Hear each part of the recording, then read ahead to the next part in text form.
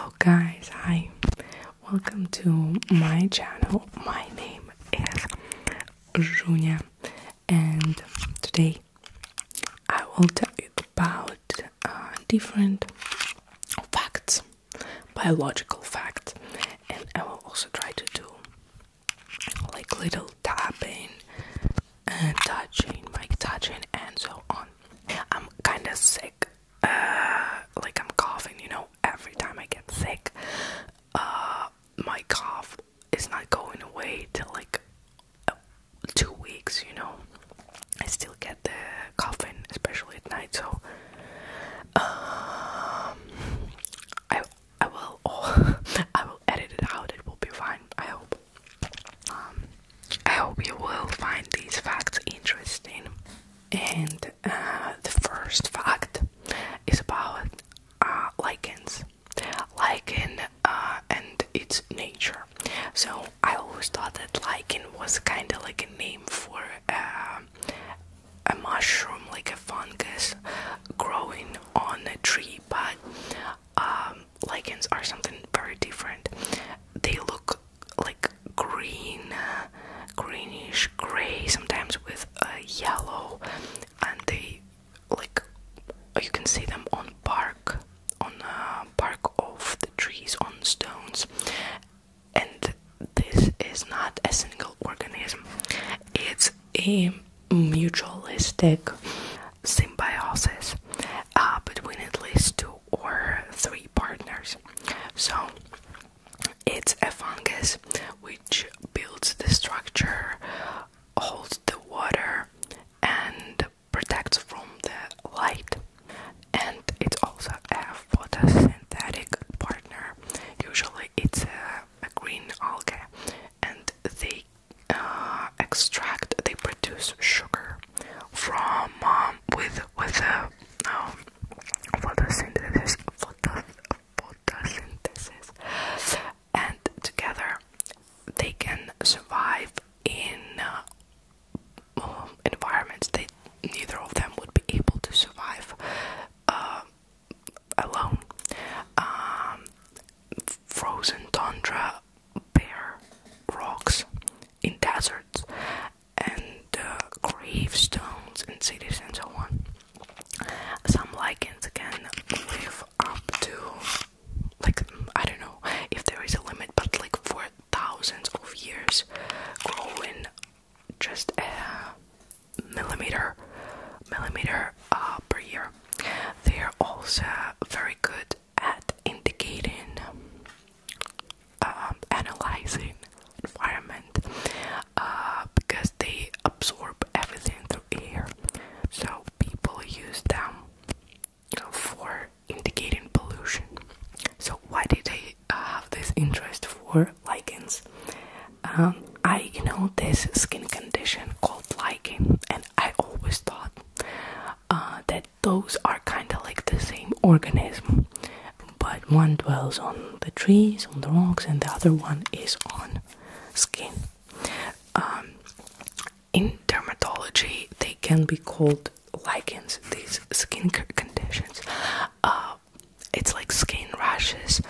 They are also called ringworms or shingles, but those are completely different. They are not caused by fungus like you would think, because we as humans, we have a lot of fungus associated diseases, right? But instead, most lichen conditions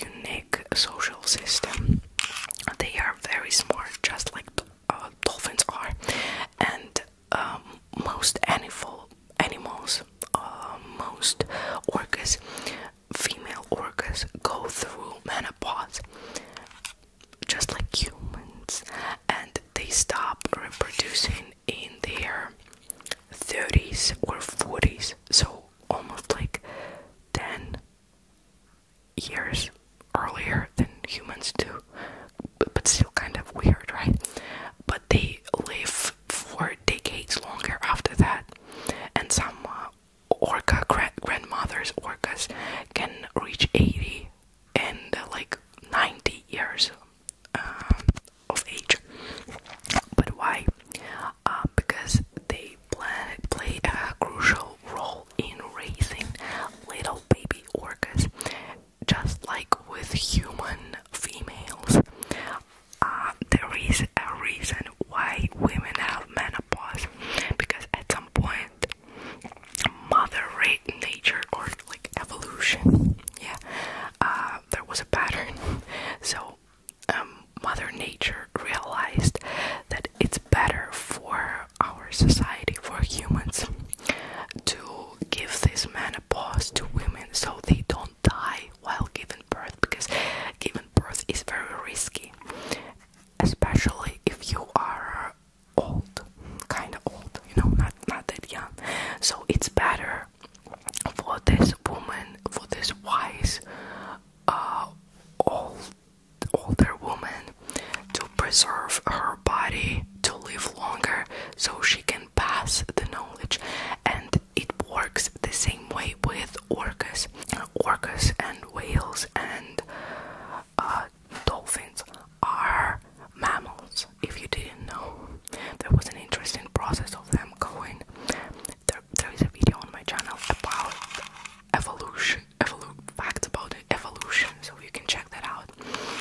But yeah, whales, their ancestors came out like on land, spent some time, and then like didn't like it, so they went back.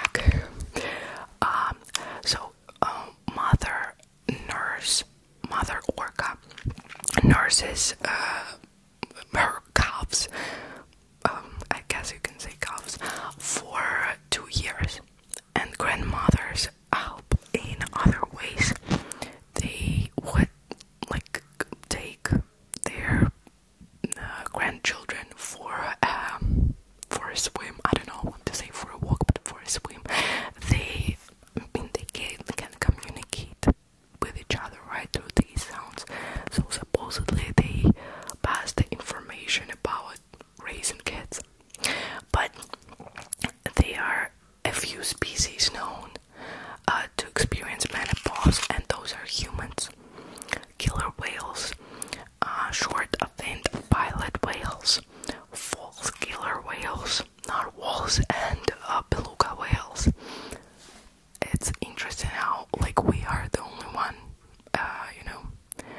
hominids from this group.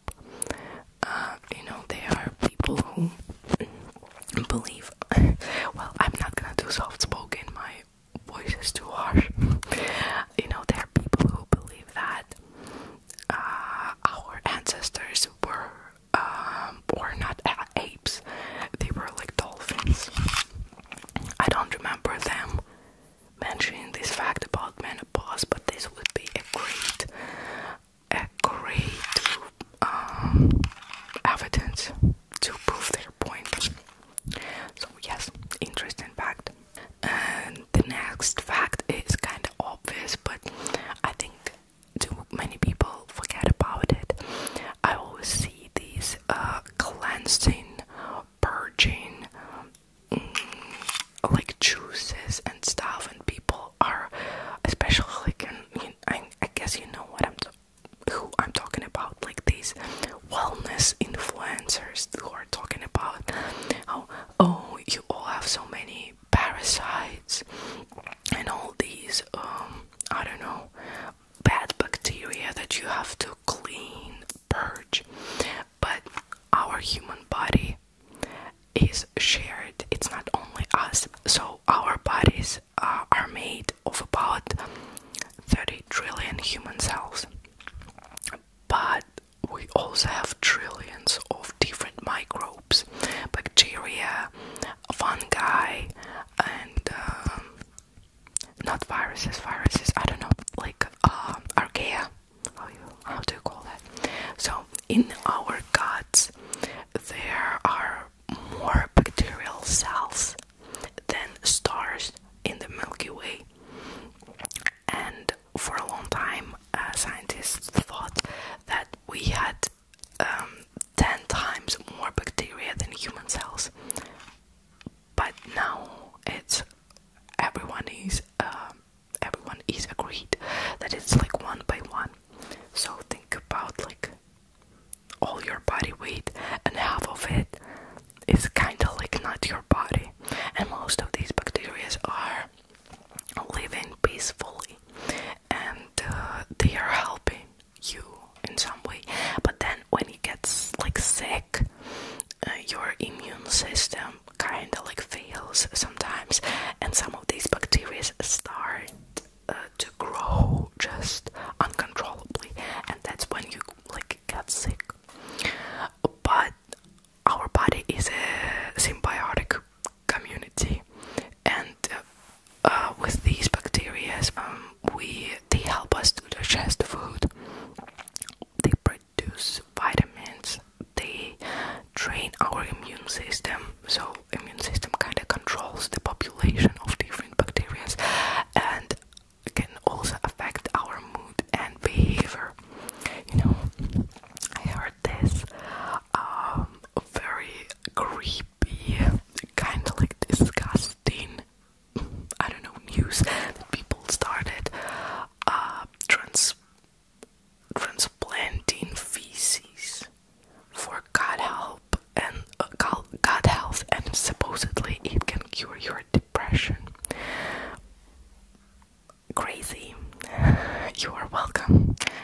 The next fact is also about our bodies, about how we are so cool in and endurance.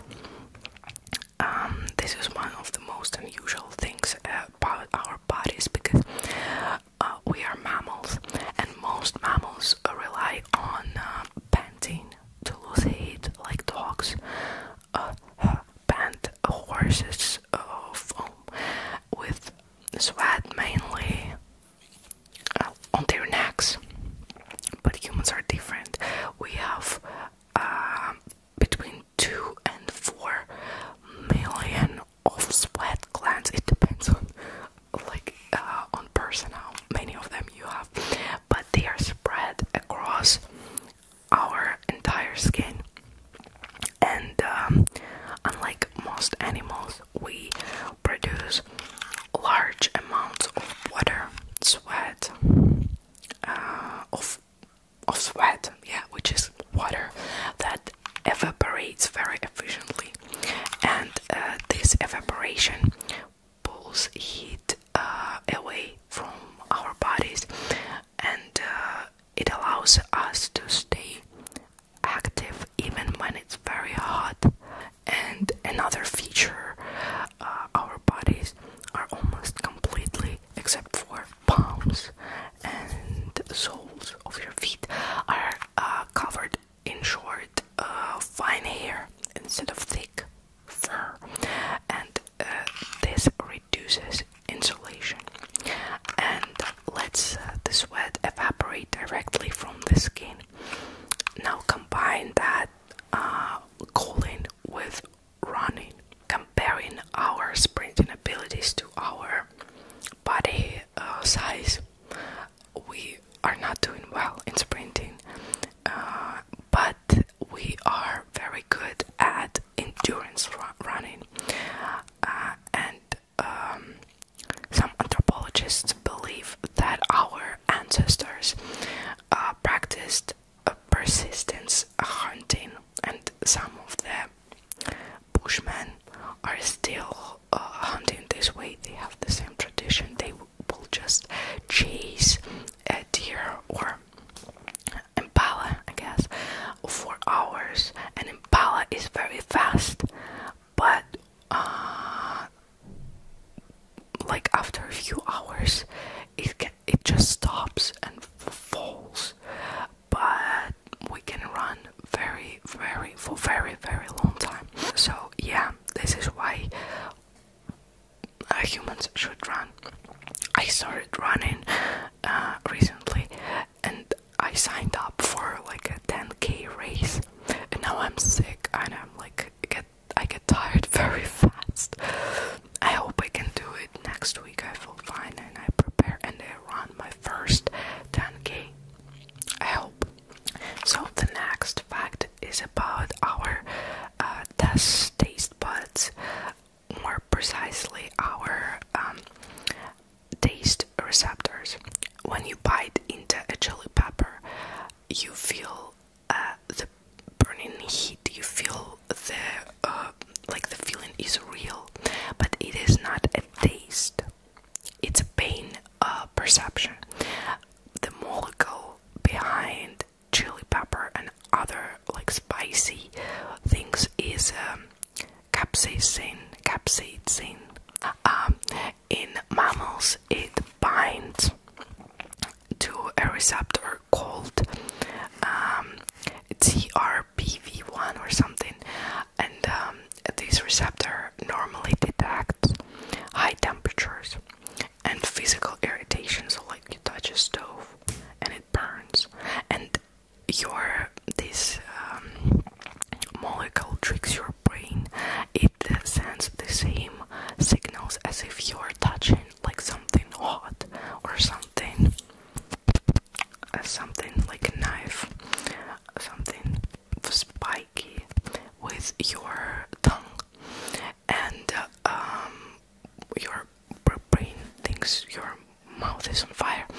Birds, however, have slightly different TRPV1, this receptor, and it does not respond to capsaicin. I keep forgetting. I checked the pronunciation a few times.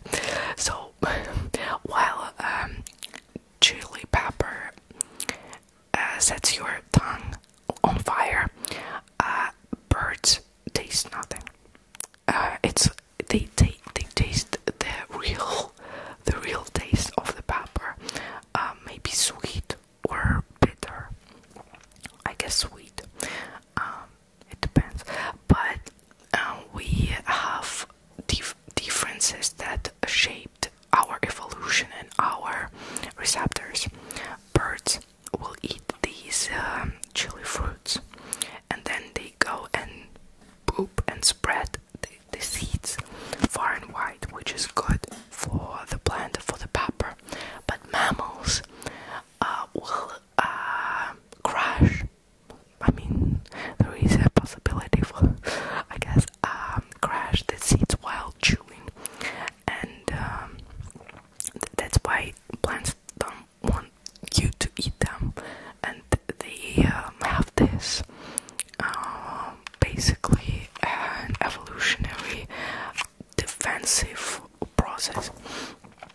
And the thing with receptors, if you are Russian, you might know Alexander Panchin.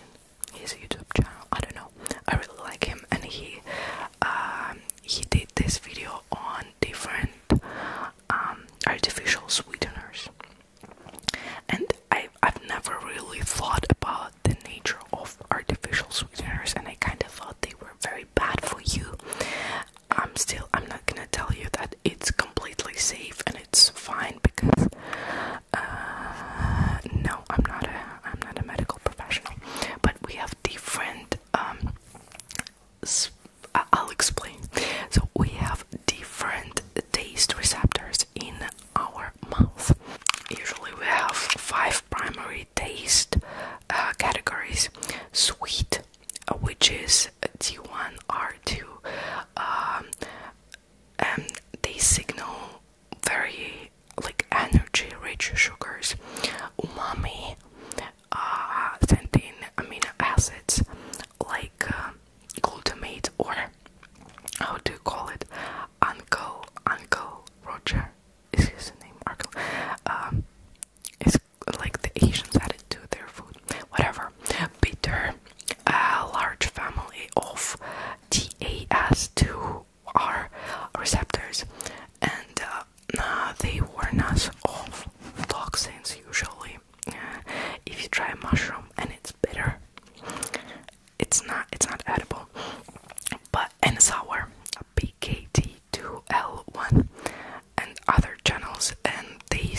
acidity.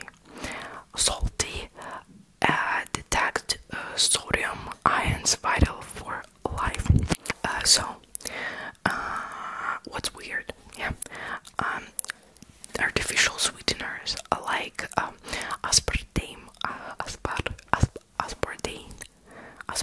aspartame don't contain the calories of sugar, but they still activate this receptor, sweet receptors. Sometimes they bind more strongly than sugar itself, tricking our brain into thinking something is sweet, even though there is no glucose. And this is why diet sodas taste sugary but don't give us energy. And it's also why not all sweeteners taste the same, and I really feel it, like, you know, they're like cheap ones and good ones. They create different aftertaste. Sometimes I feel like it's almost bitter at the end. So when you sip a diet soda, you are experiencing the molecular keys fitting into protein, and it locks in your tongue. You know, they are artificial sweeteners that are much stronger. I don't know if you can say stronger than sugar, usual sugar that we use. So you need a teeny tiny particle to sweeten like a liter of liquid. That's what I learned in that interesting video from Alexander Panchin. That these would be like very cheap but very difficult to use them precisely, because they are also artificial. I don't know, even like sourness, artificial aciditors. So different also proteins, molecules that taste like something very bitter, but it's not.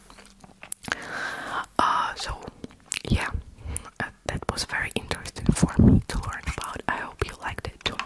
And our next fact is about Immortal jellyfish, and I think it's like a very popular fact. I feel like almost everybody heard something about it, but I just wanted to like read more thoroughly about them and tell you. So this Immortal jellyfish, this species is called Turritopsis dohrnii. This jellyfish is teeny tiny, like half of my fingernail, I guess. It's transparent with very, very fine testicles, and like with other jellyfish, its life starts with larva. This larva settles on the sea floor and grows into a polyp. And from this polyp, new jellyfish are released, drifting away into the ocean as adults. And normally this stage is final, but for other species and jellyfish, but they have something different. So when this creature is injured or starving or under stress, they don't simply die. Instead, its cells begin to reprogram themselves. So jellyfish shrinks, its tissues reorganize, and it collapses back into a polyp, almost as if you could like you take a butterfly and turn it back into a caterpillar, or like the Incredible Life of Benjamin Button, or how do you call that movie, like this thing. And they can repeat this cycle basically infinite amount of times, and it makes this species biologically immortal. But of course, in the wild, these jellyfish are eaten by predators or die because of accidents, but they can repeat this cycle many times. Most probably this process is not available. Is not available for us because we are not as simple as this jellyfish. Our bodies, our organisms are much more intricate, but still kind of like I always see how scientists are studying this ability of this jellyfish to help humans get immortal. I don't know, we will see. And our last fact for today is about kiwi. I heard this information that they don't have wings, that they are wingless.